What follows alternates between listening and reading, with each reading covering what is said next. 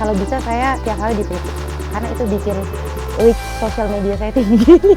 Karena kalau kita dikritik, dia kan pengen tahu tentang kita. Bayangin, 24 jam waktunya habis untuk mengkritik kita. Kok bisa gitu dia mikirin kita? Saya senang kadang-kadang gitu. Kan biasanya dari benci ke cinta ya, dari hate ke love. Jadi kalau dikritik itu biasanya dia sedikit lagi akan mencintai kita. Jadi saya senang dikritik. Oke, berarti Bu Zita. Jadi kalau buat saya sebagai perempuan Indonesia yang aktif di bidang politik dan juga pendidikan, tentu kita harus menjaga yang namanya 3B, brain, beauty, dan juga behavior.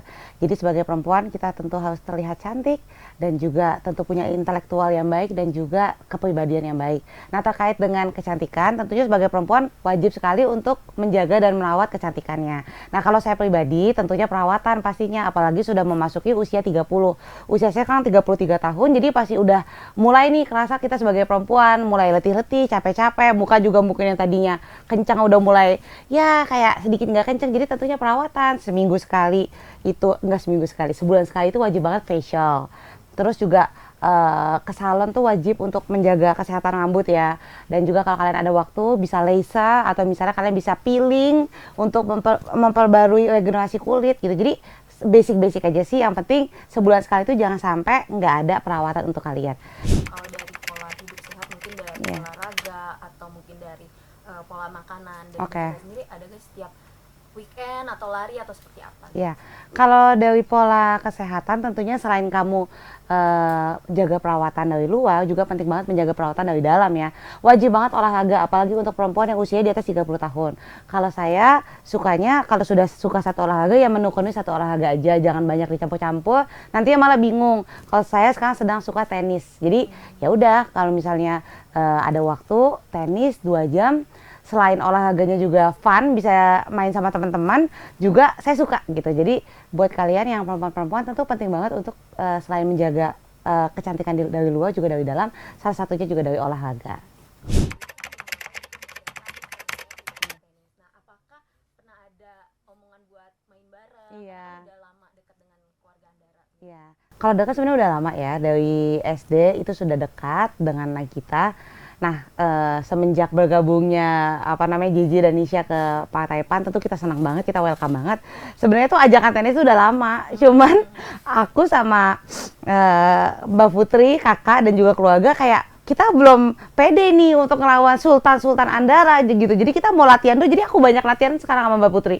Karena kita nggak pede dan kita takutnya pas kita main itu jelek gitu loh. Karena main tenis itu bukan hanya perlu jago ya, tapi kamu juga perlu ketahanan mental.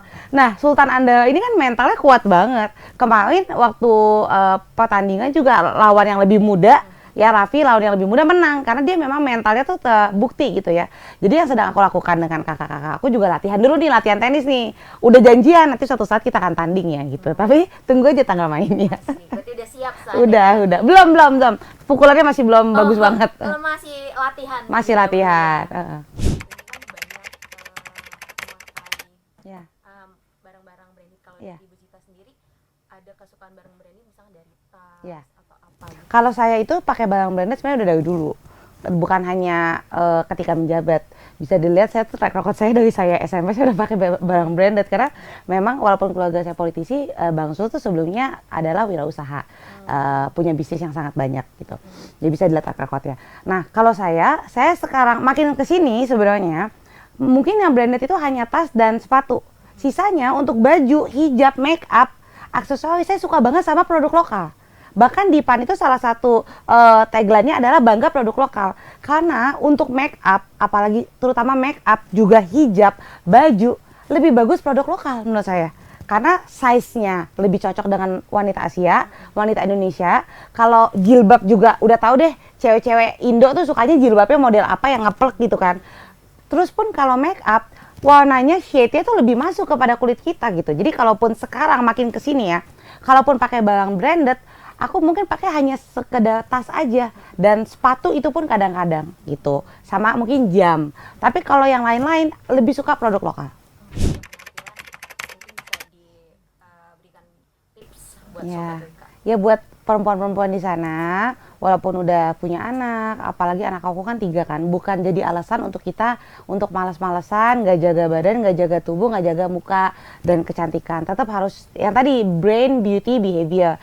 Jadi pertama ya paling penting adalah jaga makan ya, nggak usah diet-diet yang aneh-aneh, tapi dibiasain aja pola makannya pola makan sehat. Jadi makin lama tubuh kita juga nggak akan suka tuh makan-makan yang nggak sehat atau makan-makan junk food dan nggak cepat yoyo.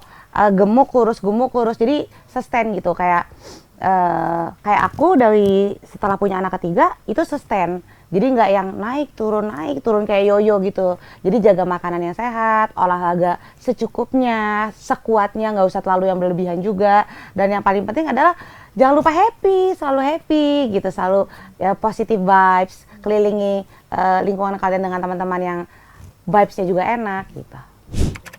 Nah, Bu Zita, kalau seandainya Bu Zita tidak menjadi seorang politisi perempuan terutama, pernah terbayang menjadi apa Ibu Zita?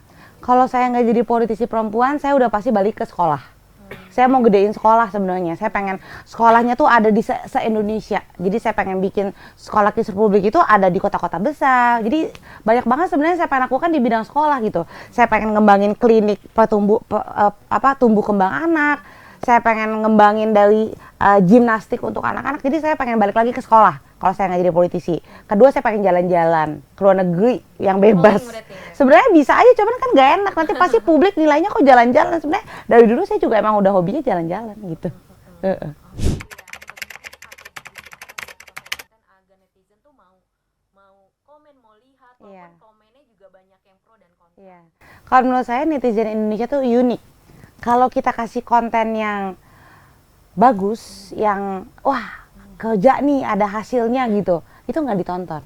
Dan juga itu udah pasti, aku sering banget bikin konten kayak wah saya memperjuangkan bla bla bla, itu nggak ada yang nonton, nggak ada yang nge-like, nggak ada yang nge-view, nggak ada yang nge-share. Tapi kalau kita bikin konten yang kontroversi, itu akan langsung naik. Jadi apa yang kita lakukan, saya dan juga mungkin di teman-teman di PAN adalah bikin kontroversi yang ibaratnya orang ini bikin penasaran dulu gitu. Kalau dia nggak penasaran, gimana dia mau klik? Jadi bikin sesuatu yang kontroversi, tapi sebenarnya di balik itu message-nya tuh penting banget.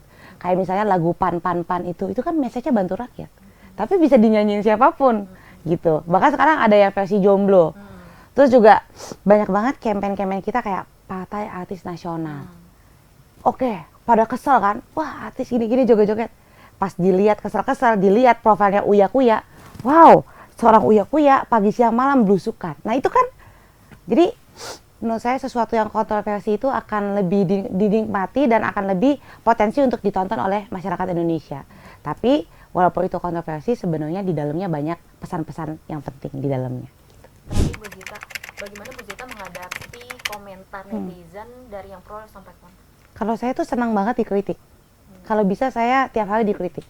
Karena itu bikin reach sosial media saya tinggi. Jadi mencari ya? Nyari ya? Cari supaya tinggi. Karena kalau kita dikritik, dia kan pengen tahu tentang kita. Bayangin, 24 jam waktunya habis untuk mengkritik kita. Kok bisa gitu dia mikirin kita? Saya senang kadang-kadang gitu. Kan biasanya dari benci ke cinta ya, dari hate ke love. Jadi kalau dikritik itu biasanya dia sedikit lagi akan mencintai kita. Jadi saya senang dikritik. Oke, berarti Bu Zita bisa membalas lewat akun atau? Saya bercanda-canda, saya suka balas. Misalnya ada yang marah-marah gitu, saya bilang, udah wudhu belum? Gitu. Balikin santai ya? Iya, dibecandain gitu. Jangan lupa subscribe ya.